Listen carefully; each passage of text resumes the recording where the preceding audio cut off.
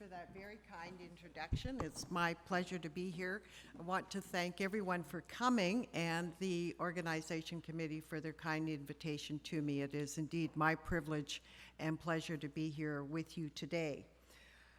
So people who have heard me speak before say that they're not left with any doubt about how I feel about my subject. So don't be put off if you get that sense from me this afternoon, because I do tend to get very passionate about what I'm talking about.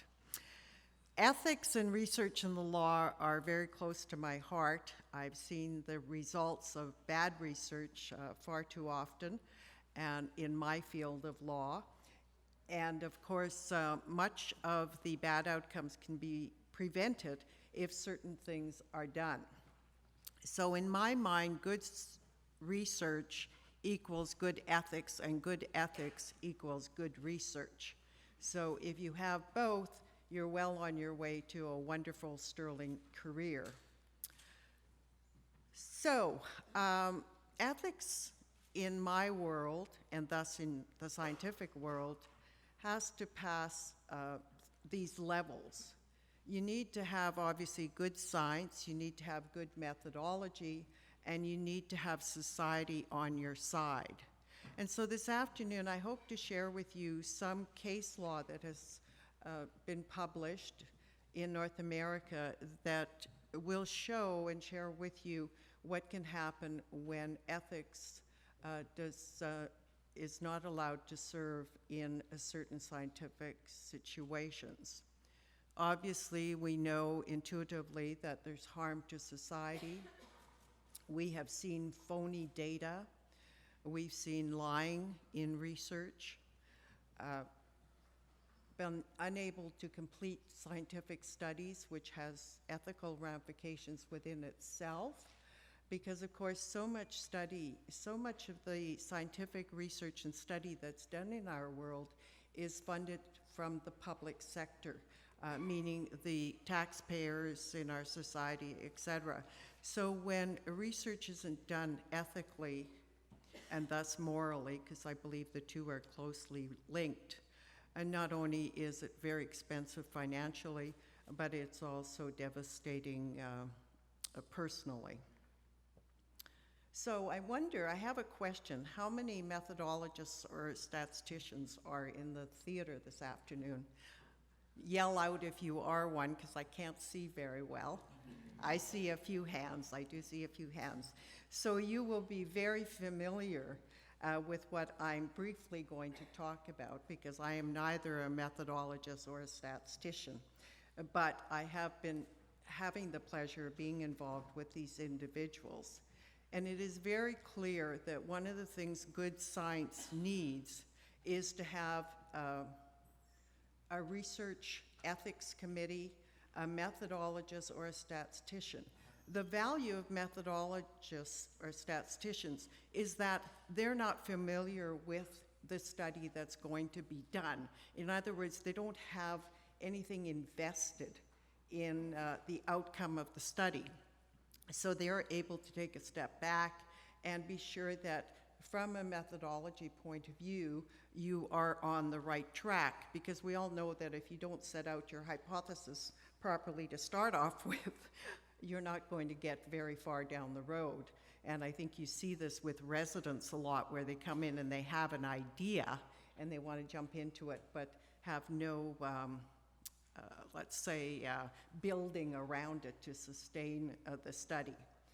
So methodologists obviously help with the type of study you want to do, the purpose, the objective, the hypothesis, population. You know all of this as scientists. But I just share these slides with you to show that they start from beginning to end and can be there to assist you a great deal and to make the outcome of your study very worthwhile. I have had I was going to say privilege, but I'm not sure that the recipient in the witness box would say that they appreciated the privilege I've had.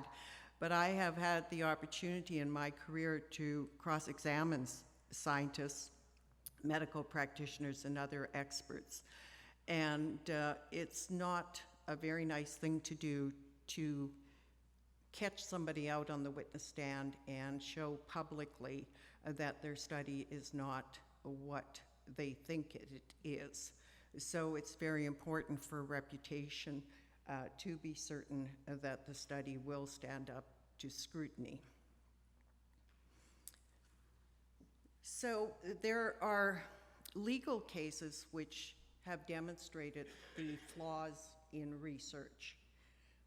And you all know at least one case in your career that you've heard about where this has happened.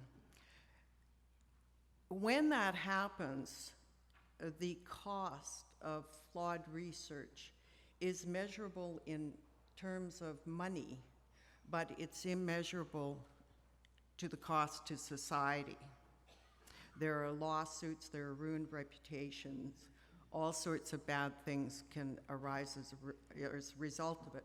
You would have seen published in journals, learned journals over the last few years, the number of flawed studies that have been found to exist by researchers going back and trolling the literature. And when you think about the millions of dollars or pounds or whatever other currency you want to translate into, that was lost by having those flawed studies published, and I'm sure sometimes resulting in harm to members of the public. Why do these things occur in our societies? Certainly, I'm more familiar with Canada and the United States, but it occurs because of dishonesty.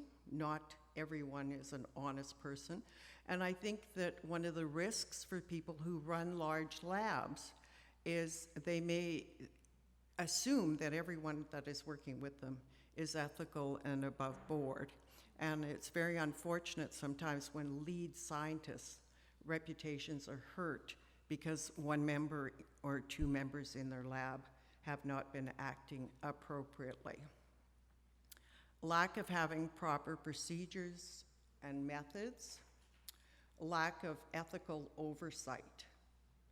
And I think that this is one of the real dangers in stem cell research, because it is such a game changer. It will be and continue to be that for many, many years in the future. And we all know as members of the public that there is a rush to get to the finish line, to be the first. And I think that that sometimes leads to unhappy results, and sometimes ethics are allowed to slide by the wayside. I don't think that anybody starts out wanting to be unethical, but I know someone who was involved in a clinical trial a few years ago who questioned the chief researcher because she wanted to just take a little bit of extra blood when she was treating patients and didn't understand why that was inappropriate without the patient's consent. But worse yet, in that particular case, she was taking it from newborns, who of course cannot consent. So people often don't intend to be unethical, but the pressure of the moment, the pressure to get subjects, and the pressure to finish the study can sometimes cause people to fall off the track. Informed consent is crucial. Certainly in North America and certainly in Britain, which I'm more intimately familiar with, informed consent in scientific research is crucial.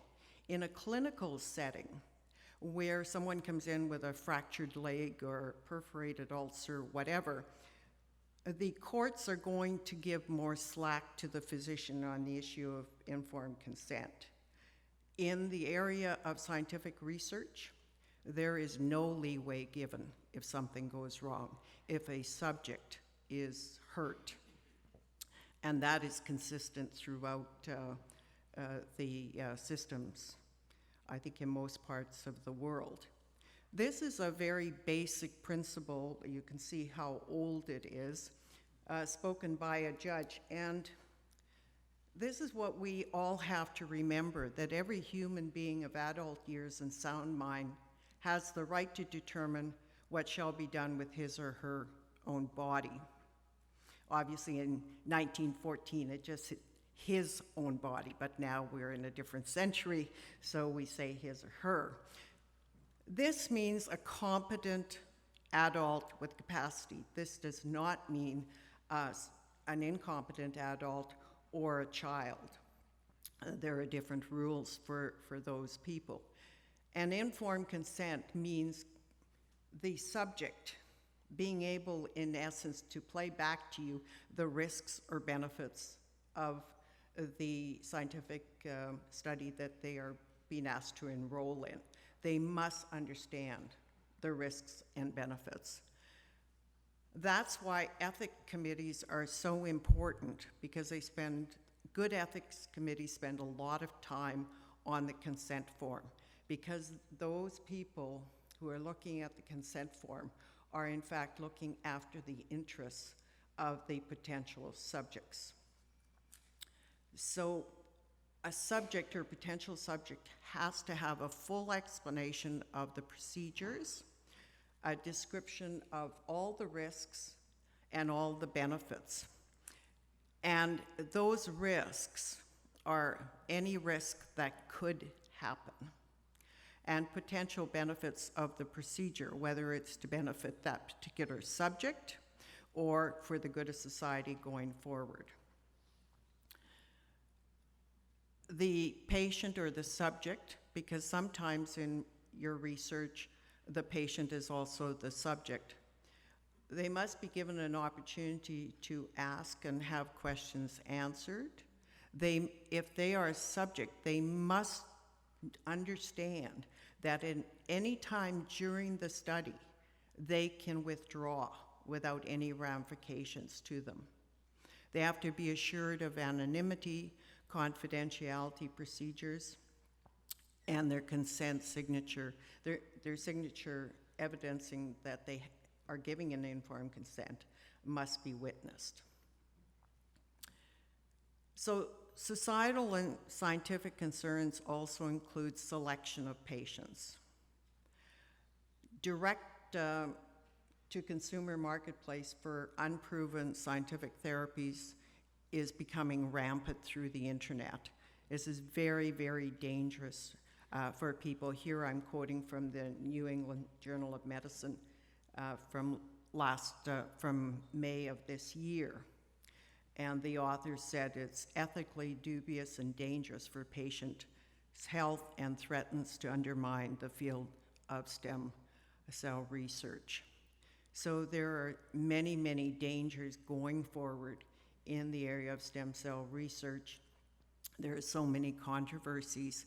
And for those of us who see the good, potential good for humankind in stem cell research, we can be set back for a considerable period of time if our scientists are damaged in their work by those practitioners practicing through the internet and making promises that they know cannot be upheld.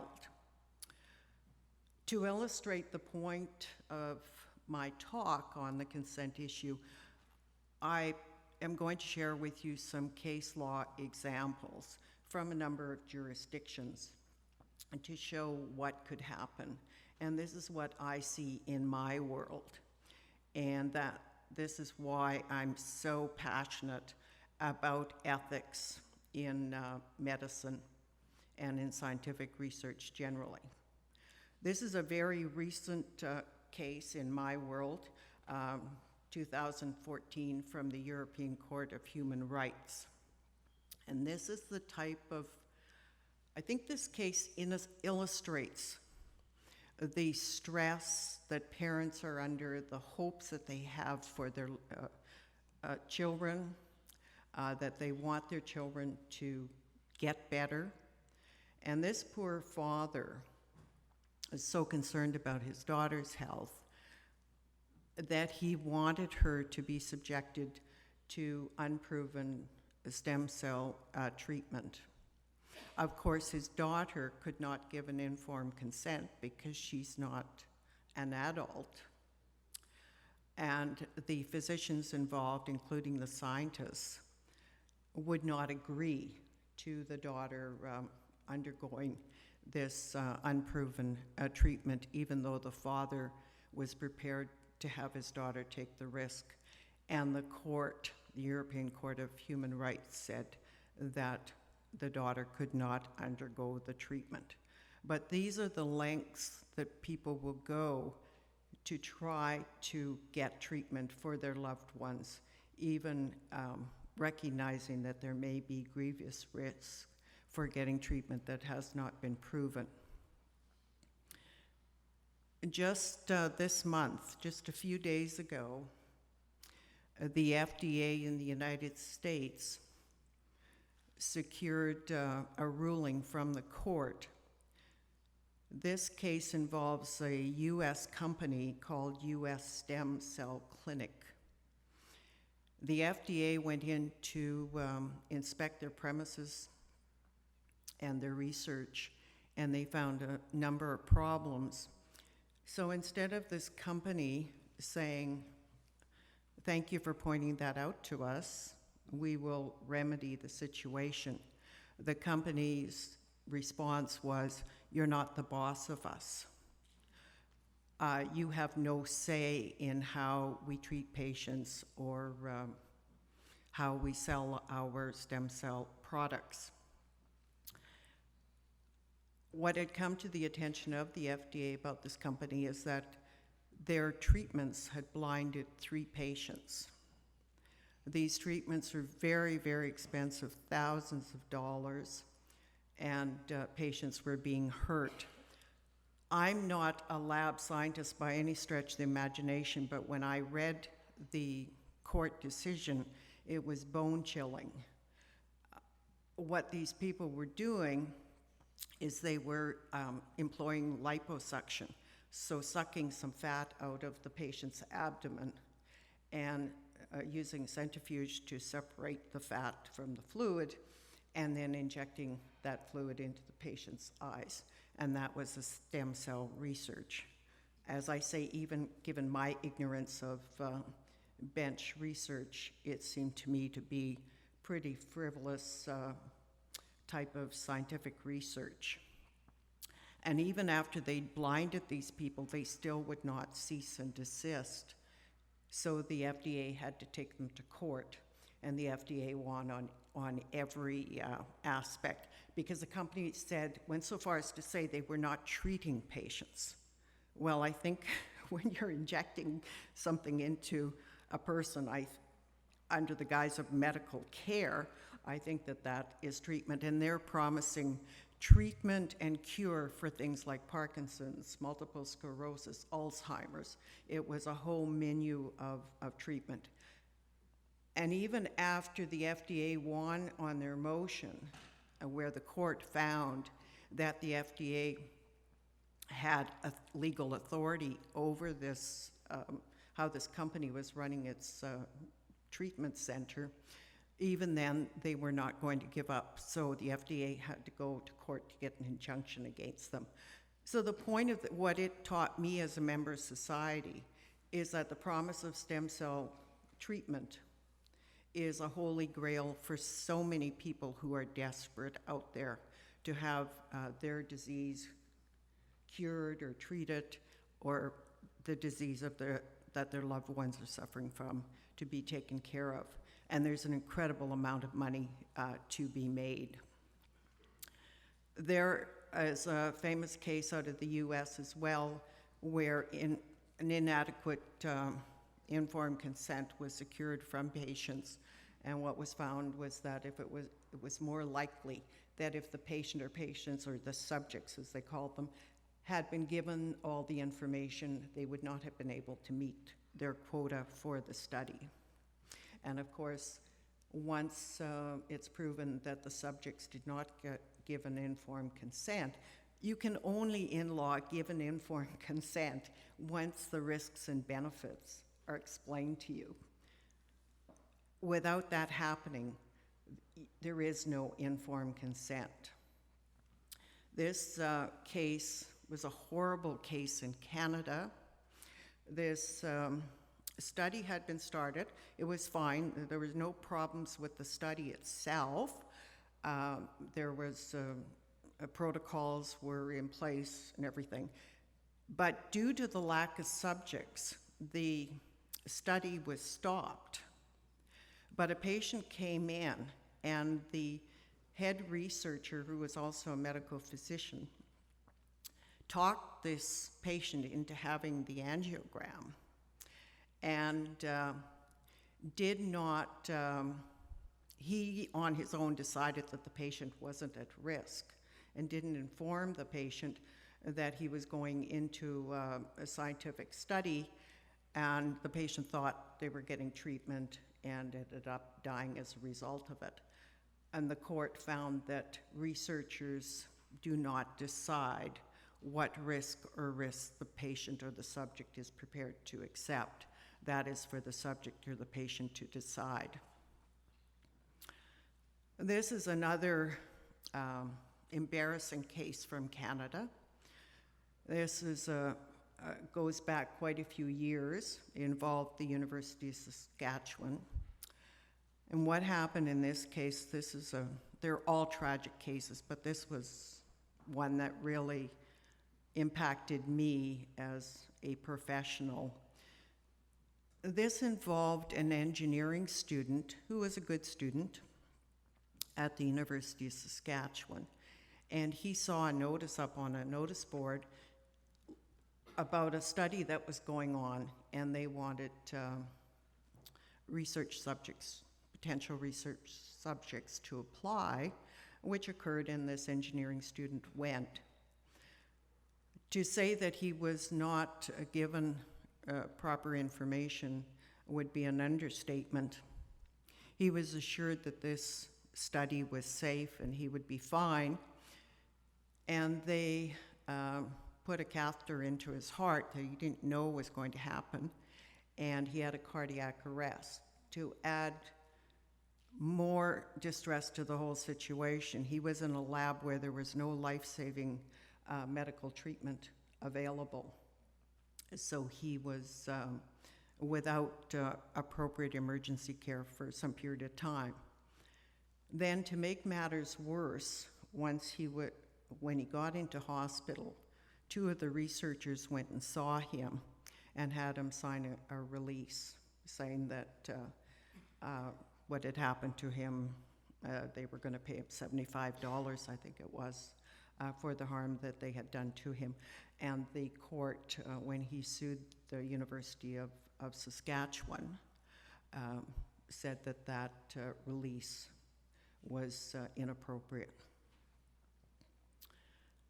Here's another case from 2018, this one in the United States, and marketing cellular therapy.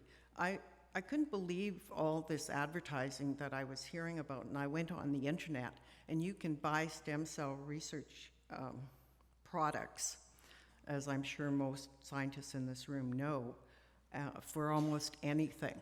The internet just isn't regulated at all, and the potential harm to patients in itself is horrible, but what it also does is it has a cascade effect on good scientists, people in this room who are working very hard to make the lives of humanity better.